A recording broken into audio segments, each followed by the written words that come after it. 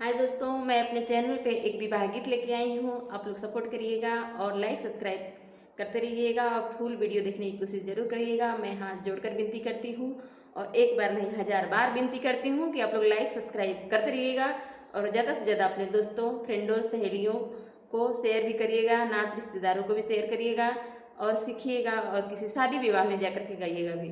बहुत अच्छा गीत है, आप लोग फुल वीडियो जरूर सुनिएगा प्लीज़।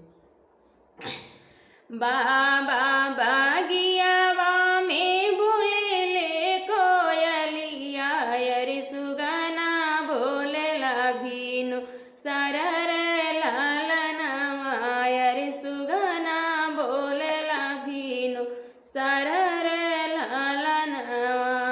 बाबा बागियावा में बोलेले कोयलिया यरि सुगना बोलेला भीनु सररे लालनवा यरि सुगना बोलेला भीनु सररे लालनवा।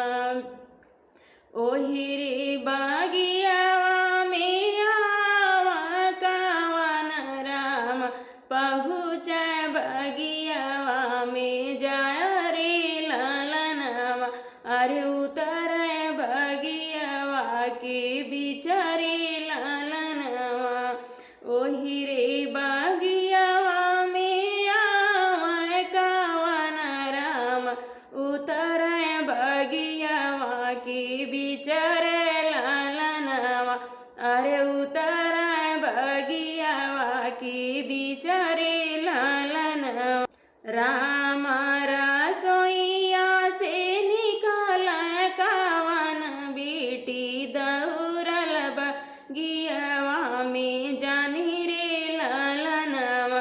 अरे दौड़ल बगियावा में जानी रे लालनवा।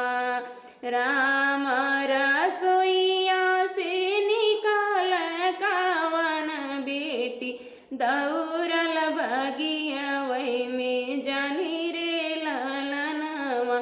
अरे दौड़ल बगियावा में जानी रे लालनवा। किया तो हूँ हाउ धाना सजावाई का ढारल। अरे किया तो है गढ़ेला सोनार हरे लालनवा। अरे किया तो है गढ़ेला सोनार हरे लालनवा। किया तो हूँ हाउ धाना सजावाई का ढारल। अरे किया तो है गढ़ेला सोनार रे लालनवा। अरे किया तो है गढ़ेला सोनार रे लालनवा। नहीं हम हाय स्वामी सजावाई का ढारल। अरे नहीं हमें गढ़ेला सोनार रे लालनवा। अरे नहीं हमें गढ़ेला सोनार रे लालनवा। अम्मा को खियावा का जनमल बिटियावा। अरे सूरत गढ़ेलन भगवान रे लालनवा। अरे सूरत गढ़ेलन भगवान रे लालनवा। अम्मा को खियावा का जनमल बिटियावा। अरे सूरत गढ़ेलन भगवान रे लालनवा। अरे सूरत गढ़ेलन भगवान रे लालनवा।